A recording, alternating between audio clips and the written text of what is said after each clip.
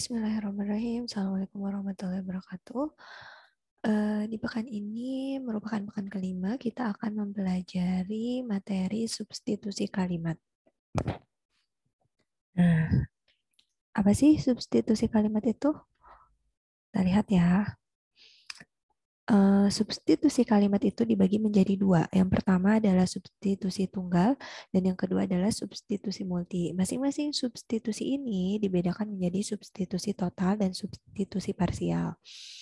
Nah, untuk substitusi tunggal itu apa sih yang kita lakukan? Kita melakukan penggantian satu kalimat bagian dengan satu kalimat lainnya. Nah, hasilnya apa? Hasil substitusinya itu bisa kalimat baru yang bentuk maupun nilainya bisa berbeda atau sama dengan nilai kalimat awal. Nah, substitusi tunggal ini dibedakan menjadi dua. Yang pertama adalah substitusi total. Jadi, dalam substitusi total ini kita mengganti semua permunculan. Kalimat bagian langsung diganti dengan kalimat yang akan menggantikannya. Operatornya itu ini ya, segitiga warna hitam, black left pointing triangle, dan notasi substitusinya di sini ada F segitiga G tanda panah H. F ini adalah kalimat yang dikenai substitusi. G ini kalimat yang akan kita ganti. Kita substitusi, H ini kalimat penggantinya. Nah, ini juga sebenarnya bisa dituliskan secara ringkas dalam bentuk ini ya, dalam bentuk kurung siku. Di sini F kurung siku G ini artinya F-nya itu memuat kalimat bagian G. Nah, terus kita akan menggantinya dengan H. Nah, penulisannya, maaf. Penulisannya F kurung siku H. Artinya kita akan mengganti yang G ini dengan yang H. Begitu. Kemudian hasil penggantiannya apa? Kalimat tunggal yang nilai kebenarannya bisa berbeda atau sama dengan kalimat semula. Lanjut ya. Langkah substitusi total ini apa? Yang pertama kita harus melakukan identifikasi kalimat.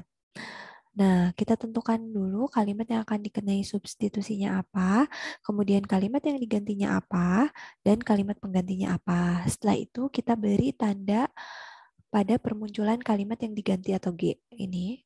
Lalu sebutkan ada berapa permunculan kalimat yang digantinya, lalu kita langsung mengganti atau mensubstitusi semua kalimat G ini dengan kalimat penggantinya itu H.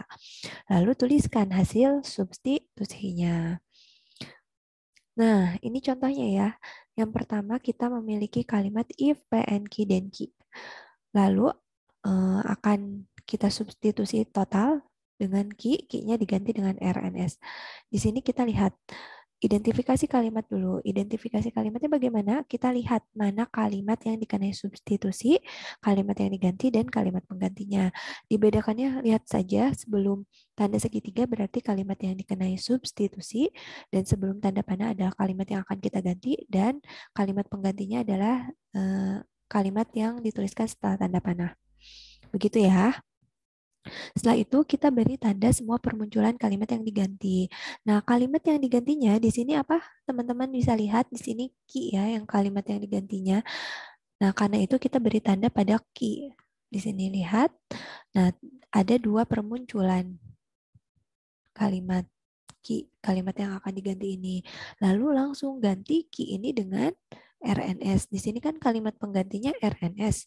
Nah, yang permunculan ki ini langsung kita ganti dengan RNS.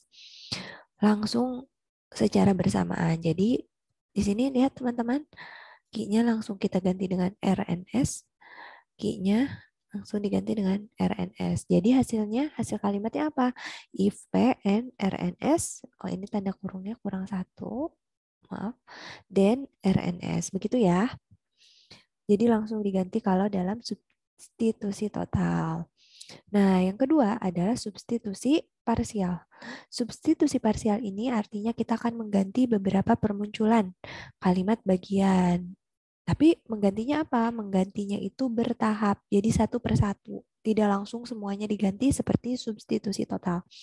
Operatornya apa? Operatornya adalah white left pointing triangle. Yang ini ya, yang segitiga warna putih. Notasinya bagaimana? Notasinya hampir sama dengan notasi substitusi total, bedanya hanya di segitiganya saja. Nah, kita harus lihat dulu F-nya apa, kalimat yang dikenai substitusinya apa, lalu G-nya kalimat yang digantinya apa, H-nya kalimat pengganti di sini ya. Notasi ringkasnya kalau substitusi parsial itu pakai kurung segitiga ini. Jadi F kurung segitiga G itu artinya di dalam F ini ada kalimat bagian G. Lalu kalau kita akan menggantinya, kita menuliskannya dengan F-nya ini kita ganti dengan H. G yang di sini diganti dengan H, begitu ya. Nah, hasil substitusi parsial itu apa? Hasil substitusi parsial itu kalimatnya tidak tunggal, jadi ada beberapa hasil. Yang pertama, kita harus melakukan penggantian nol permunculan G dulu. Jadi di sini tidak akan ada permunculan G yang diganti. Kemudian kita menggantikan satu permunculan G, mengganti satu permunculan kalimat G. Bila ada beberapa permunculan G, maka ada penggantian satu permunculan pertama, kemudian satu permunculan kedua, dan seterusnya. Kemudian kita pada akhirnya kita harus mengganti semua permunculan G, begitu ya. Dengan hak digantinya. Langkahnya apa? Langkahnya seperti tadi, kita harus melakukan identifikasi kalimat. Kita tentukan kalimat yang dikenai substitusi, kalimat yang digantinya, dan kalimat penggantinya. Kita beri tanda semua permunculan kalimat yang digantinya, lalu kita sebutkan juga ada berapa permunculan kalimat yang diganti. Setelah itu, kita gantikan kalimat G ini dengan kalimat H, tapi secara bertahap. Jadi tuliskan hasil substitusinya satu persatu dari apa namanya penggantian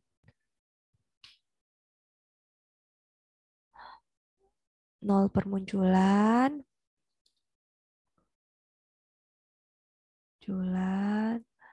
satu permunculan,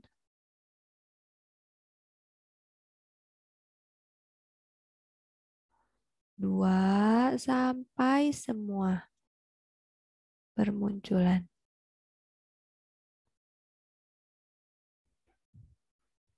Gitu ya. Lalu kita bahas contohnya. Di sini saya punya menentukan hasil substitusi if P and Q dan Q white left pointing triangle Q tanda panah RNS. Apa bedanya? Ini sebenarnya soalnya sama ya dengan yang contoh 5.1, bedanya hanya di tandanya saja. Kalau ini kan white left pointing triangle, berarti kita lakukan substitusi parsial. Nah, yang pertama kita lakukan identifikasi kalimat sama dengan sebelumnya. Kita lihat kalimat yang dikenai substitusinya yang mana, kalimat yang digantinya yang mana, kalimat penggantinya yang mana. Kalimat yang diganti itu yang dikenai substitusi itu sebelum tanda segitiga, kalimat yang diganti itu sebelum tanda panah, dan kalimat penggantinya setelah tanda panah. Kemudian kita tandai semua permunculan kalimat yang akan diganti. Di sini kan ada dua permunculan. Ada key yang pertama dan key yang kedua. Nah, karena ada dua permunculan, berarti kita tandai bahwa yang key yang pertama ini artinya permunculan pertama dan key yang kedua ini adalah permunculan kedua. Jadi akan ada dua buah permunculan kalimat yang akan diganti. Nah, lalu substitusi satu persatu. Pertama kita melakukan penggantian nol permunculan dulu. Jadi yang yang tadi muncul, yang ini tidak ada yang diganti dengan kalimat penggantinya. Di sini kan key-nya muncul dua kali. Nah, untuk penggantian nol permunculan ini key-nya tidak ada yang diganti oleh RNF. Lalu penggantian satu permunculan pertama G dengan H itu jadi kita mengganti permunculan pertama ini dengan RNS. Jadi muncul di sini apa? If P and RN R RNS, dan key. Key-nya yang kedua itu tidak diganti, jadi tetap. Lalu kita lakukan penggantian satu permunculan kedua. Di sini kan ada permunculan kedua. Nah, key yang ini diganti, tapi key yang awal itu tidak diganti. Jadi di sini akan muncul if PN key dan RNS. Teman-teman bisa lihat ya perbandingannya. Kalau di sini tidak ada yang diganti key-nya, kalau di sini key-nya yang pertama yang diganti, kalau di yang satu permunculan kedua ini key yang kedua yang diganti. Terus kita lanjutkan dengan mengganti semua permunculan G dengan H. Hasilnya apa? Hasilnya ada if PN RNS dan RNS. Jadi semua key yang ada di sini itu kita ganti dengan RNS. Jadi hasil substitusi parsialnya ada 4 ya. Lalu kita lanjut ke substitusi multi. Nah, kalau dalam substitusi tunggal itu kita hanya menggantinya satu kalimat bagian. Nah, kalau dalam substitusi multi itu kita melakukan substitusinya atau penggantiannya itu lebih dari satu kalimat bagian. Jadi ada beberapa, bisa dua, bisa tiga, atau lebih. Nah, hasilnya apa? Hasilnya kalimat baru yang nilai maupun bentuknya bisa sama atau berbeda dari kalimat semula. Nah, yang pertama itu substitusi multitotal. Kalau substitusi total tadi kan mengganti semua permunculan beberapa kalimat bagian. Nah, multitotal ini semua permunculannya langsung diganti dengan kalimat lain secara bersamaan. Operatornya sama ya dengan yang tunggal itu pakai black left pointing triangle. Bedanya di mana? Bedanya di notasi substitusinya. Kalau dalam substitusi multitotal itu ada beberapa kalimat bagian yang akan kita ganti. Jadi G1, G2 sampai Gn. Lalu kalimat penggantinya pun ada beberapa. Ada H1, H2, Hn begitu ya. Setelah itu, notasi ringkasnya sama seperti tadi, bedanya pakai kurung siku juga, bedanya yang di dalam kurung sikunya itu ada beberapa kalimat gitu ya. Jadi F-nya mengandung G1, G2 sampai Gn, lalu kita akan menggantinya dengan F-nya mengandung H1, H2 sampai Hn begitu. Hasil penggantiannya apa? Hasil penggantiannya kalimatnya tunggal yang nilai kebenarannya bisa berbeda atau sama dengan kalimat semula. Nah, ada sedikit catatan untuk substitusi multi ini. Jadi, kalau misalnya teman-teman menemukan dua kalimat yang diganti, misalkan GI dan GJ, terus kalimat yang harus diganti adalah kalimat yang bukan merupakan kalimat bagiannya. Misalkan di sini kita harus mengganti P, N, Q dengan R. Lalu ada juga Q kita ganti dengan S misalnya. Nah di sini kan ini ada Q juga, tapi padahal Q-nya harus diganti juga. Nah kita prioritaskan mengganti yang PNQ ini dibandingkan yang Q yang tunggal. Karena Q ini kan sebenarnya masih kalimat bagian dari PNQ.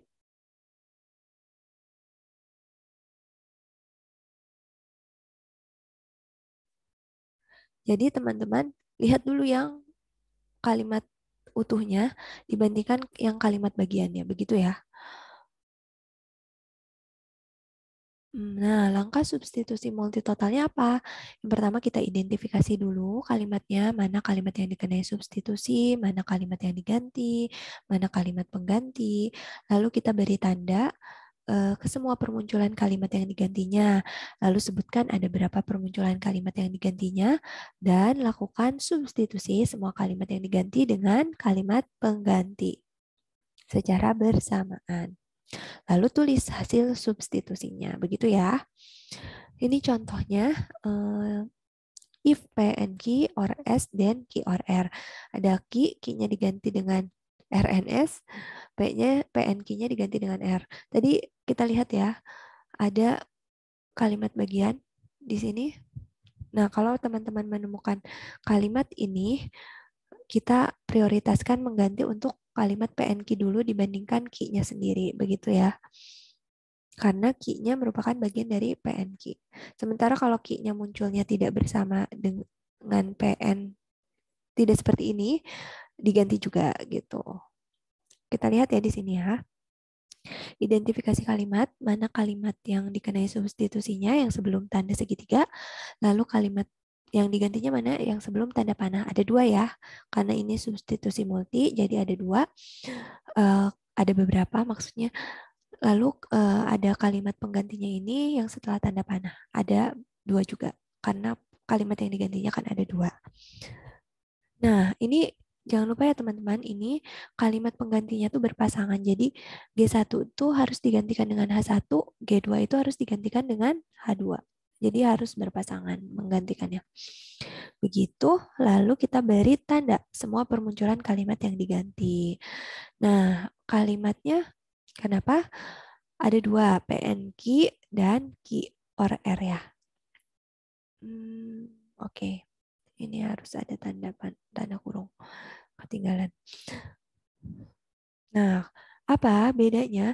Di sini kan sebenarnya PNQ itu mengandung Q juga tadi. Tapi karena Q-nya merupakan kalimat bagian, jadi kita prioritaskan untuk mengganti PNQ dulu dibandingkan mengganti Q-nya sendiri. Jadi masing-masing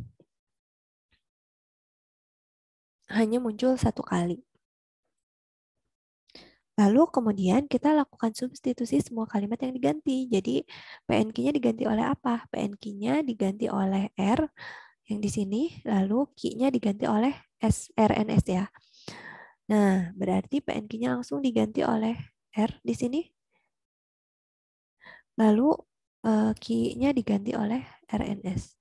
Oh, ini maaf, tanda kurungnya kurang ya. Oke, setelah itu sudah, ini berarti hasil substitusinya. Begitu ya. Nah, yang kedua adalah substitusi multiparsial. Substitusi multiparsial ini kita akan mengganti semua permunculan beberapa kalimat bagiannya secara bertahap.